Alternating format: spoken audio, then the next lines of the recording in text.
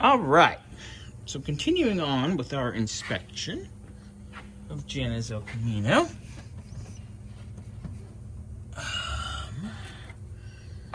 Our belts look really good. Fairly new. Very, very nice. Here's actually a rarity on something of this era. Charcoal canister's still here. Most of these are long gone and thrown out.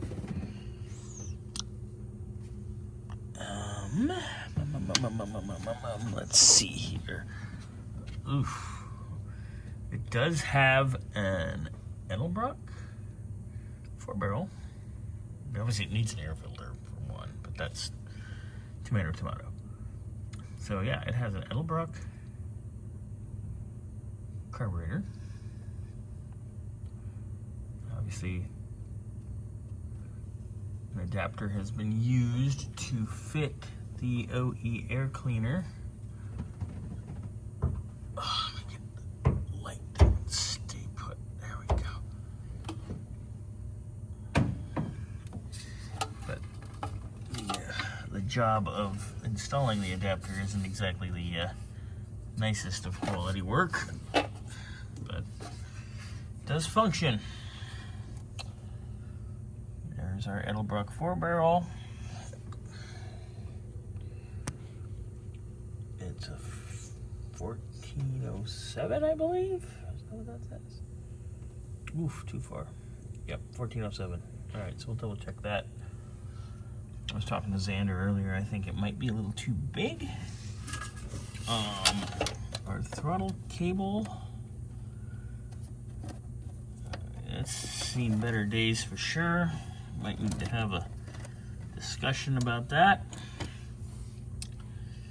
Let's see here. It does have an HEI in it, which I have no qualms there. That makes life far easier.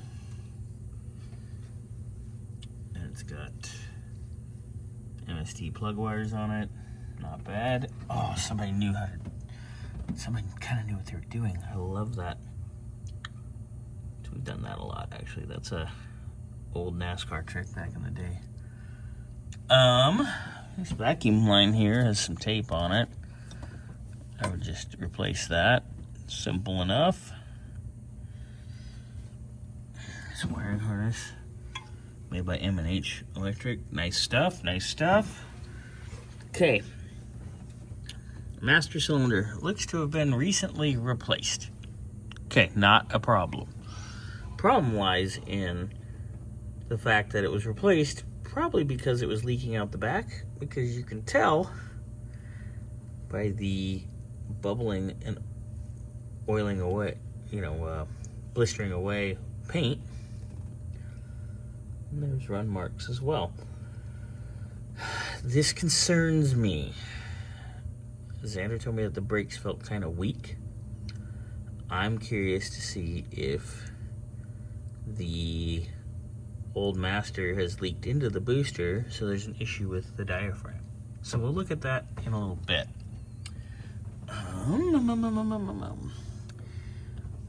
Vacuum lines on the PCV here. That's a little cracked. Would be good to replace that. The grommet on the PCV itself is split. Water temp sender is covered in oil because the valve covers are leaking. That's fairly commonplace on a small block Chevy. Not a big deal. All right. Take a look-see. Our steering rag joint is absolutely oil soaked. I would recommend replacing that. Go over here to the other side. There's the crankcase vent. Ooh, look, light. Crankcase vent for the breather has been definitely kinked.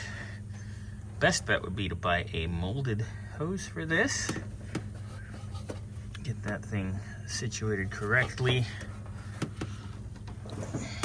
Not too bad of a job here electronically for the electric choke. There's the part of the original mechanical choke. And the AC for kicking up the RPM. It's just kind of chilling in there. Deal with that. Again, valve cover on this side's leaking as well. Nothing out of the ordinary here. Fuel pump looks fairly recent. We will get to that more in detail when we are up in the air. AC, we were discussing it. We could probably put a vacuum on it and see if it charges, because it has been converted to 134A. And they actually put the tag on it. I am shocked and excited about that. Somebody actually did the job right. Wow. We don't usually see that. Yeah, we don't usually see people doing the job right. And they actually did the job right. I am shocked in a good way. Not in an appalled, oh my god. So, not too bad otherwise under the hood here. Let me check these control arm bushings. Oh yeah, those are done. Absolute toast. Yep, those are bad too back there. Let me zoom in. Alright. Ah, come on. Check the other side. Of course. Ow, son of a bitch. Cracked my head.